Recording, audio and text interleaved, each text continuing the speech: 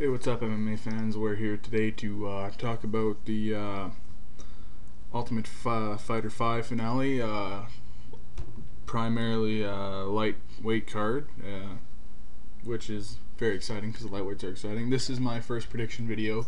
I went out and bought a webcam because I was kind of sick of seeing all the fucking noobs do all these predictions, some of them not knowing what they're talking. Now, you're not all noobs, but some of you are, and some know what you're talking about, but anyways, enough about that.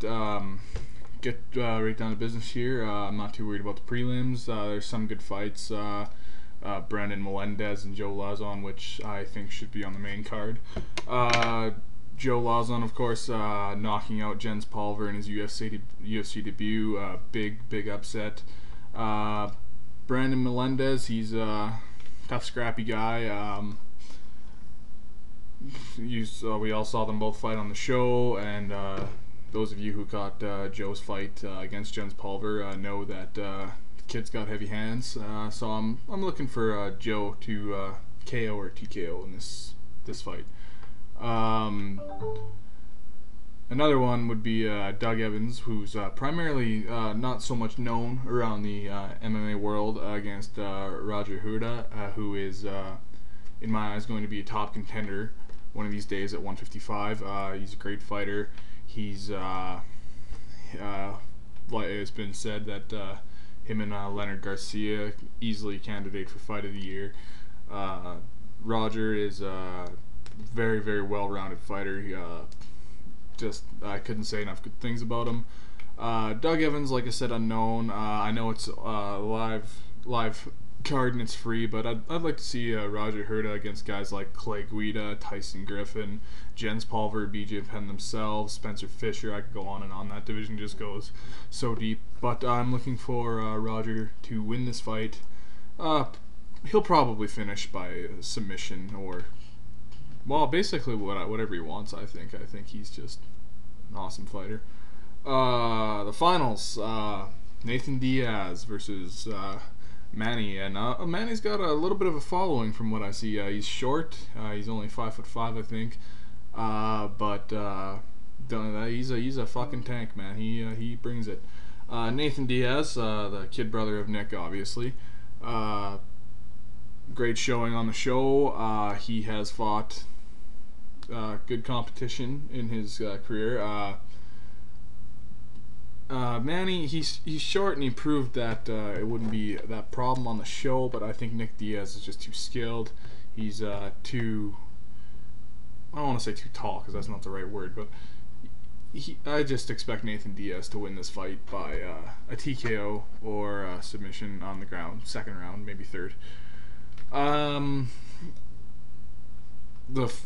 main event, which is kind of interesting that they put it on the actual finale, is the rematch between Jens Pulver and BJ Penn, which is, I gotta tell you, a fight I've been looking forward to for a long time. BJ Penn, obviously a disappointing comeback to the UFC, seeing as he's lost 2 straight. BJ Penn, he's fought the best of the best. Matt Hughes twice, George St. Pierre, which was a very close fight. That one could have went either way. He's fought Lyoto Machida. He has fought Takanori Gomi, Jens Pulver. He's fought a lot. Din Thomas, just to name a few.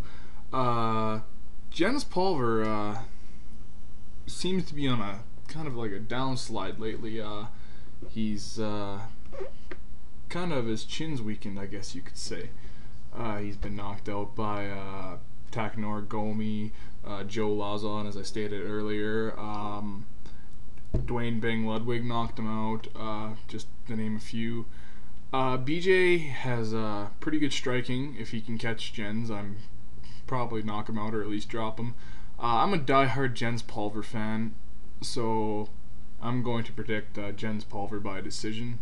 But BJ Penn might be too overwhelming, seeing as he seems to want this a lot more than Jens does. Jens seems to be laughing about it and having a good time. Maybe that's just who he is, but BJ seems way more determined to win this fight.